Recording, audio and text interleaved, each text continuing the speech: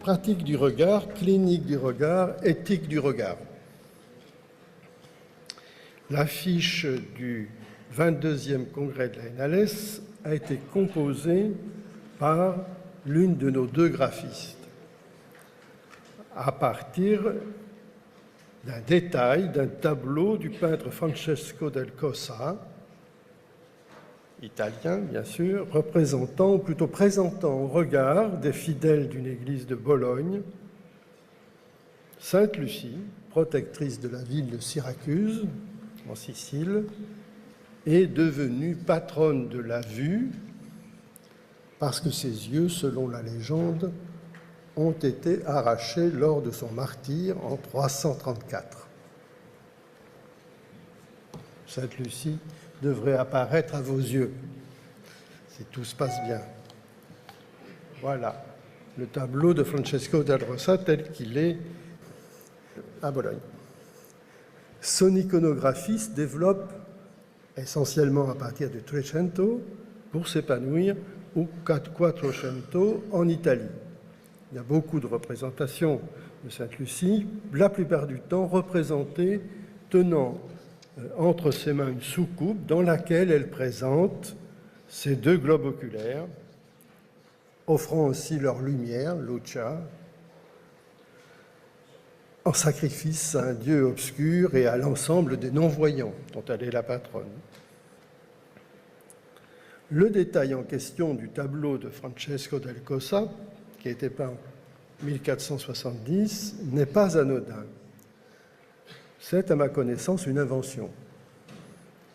Les yeux ne sont plus présentés ici dans leur matérialité même, mais sous la forme d'un petit bouquet formé d'une unique tige portant deux fleurs épanouies, d'où jaillit un regard qui vise le spectateur.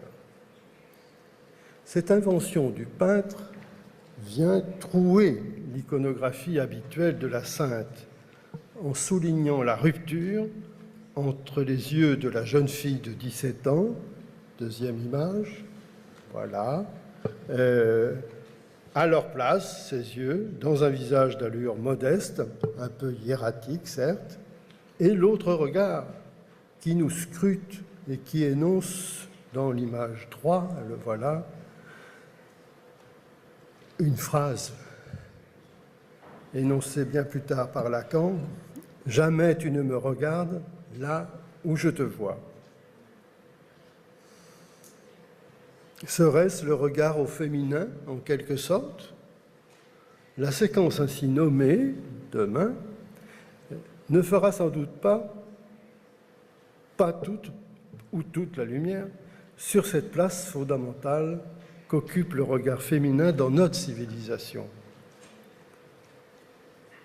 Cette pas toute lumière n'est-elle pas celle qui convient aujourd'hui au regard pour contrer l'omnivoyeurisme et l'omni-exhibitionnisme du monde moderne? Alors, une lumière voilée, voire tordue, comme une perspective dépravée au cœur de toute représentation? Comme l'a dit Caroline tout à l'heure, Bacon ici sera notre maître, qui nous enseigne sur l'obscure clarté de l'accident en tant qu'il fait événement et devient cause du tableau, comme nous l'apprendrons dans la prochaine séquence que nous avons voulu inaugurale, sur le regard mis à nu par Francis Bacon. Vous verrez en image l'atelier de Bacon tel qu'elle a été transportée, morceau par morceau, depuis Londres jusqu'à Dublin, sous la responsabilité de notre invitée Margarita Kapok, qui présentera son travail tout à l'heure. Vous y remarquerez que le sol est constitué par un amoncellement d'objets consommés par l'artiste. Ce sont des images, des cartes postales, des pages de magazines, des photos banales ou savantes, dont Bacon s'est servi pour y prélever quelques mouvements ou arrêts du mouvement, tout autre indice de vie ou de mort, de beauté ou d'horreur, auquel il va littéralement donner chair, dévoilant l'envers de la capture par l'image, en produisant une nouvelle capture bien plus radicale qui cloue le spectateur au tableau dont il devient la proie. Mais n'oublions pas que c'est lui, le peintre, qui d'abord s'est donné en pâture au regard de toutes ces images qu'il foule aux pieds. De cette rencontre, notre regard sortira lavé, nettoyé des artefacts de la représentation qui nous font croire que les images nous donnent à voir le monde, alors qu'elles ne sont que les lieux où nous allons nous faire voir, où nous allons nous faire évaluer en unité de voyure, comme dit Lacan. La Joconde, combien de spectateurs? Voilà la véritable valeur de toute œuvre d'art, étalonnée avec la même unité que n'importe quel spectacle.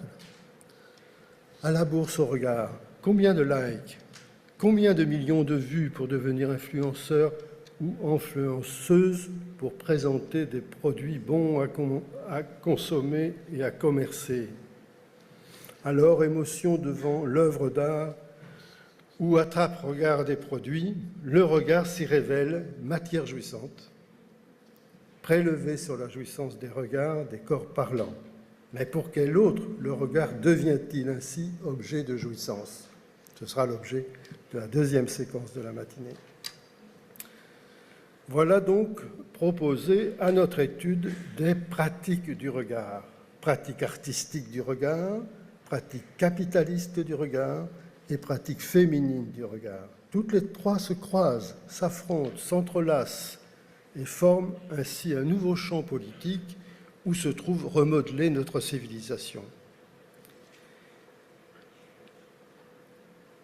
Qu'avons-nous pour nous orienter dans ces enjeux? Eh bien, nous disposons de ce qui se dépose d'une clinique du regard, le titre de notre congrès, vectorisé par l'orientation lacanienne de la découverte freudienne.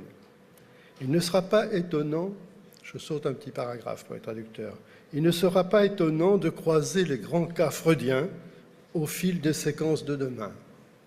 La perspective de Freud lui est indiquée par la rencontre d'un phénomène qu'il nomme le transfert. C'est la perspective que dégagera plus tard Lacan. Il y a dans les paroles même du patient, qui devient analysant, un savoir qui lui est insu, qui détermine sa position subjective, un savoir qui est fait d'un entrelac d'idéaux, de désirs et de jouissances, qui rend ce savoir absolument singulier, unique et sans égal.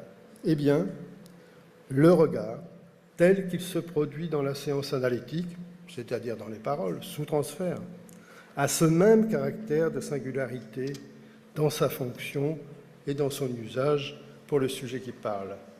D'où sa dimension précieuse, de trésors cachés ou exposés dans l'écrin du rêve ou sur l'écran du fantasme où il fait fascination. Ce sera une autre séquence de demain après-midi. Ce point de fascination,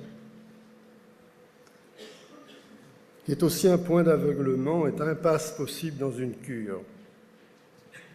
Et pourtant le point où peut s'ébaucher une passe, c'est-à-dire une voie, au lieu, une voie aussi VX, qui se détache de toute perspective préalable idéale, pour donner privilège aux marques qui se sont tracées dans ce passage quand l'objet obturateur devient objet séparateur entre le sujet et son autre.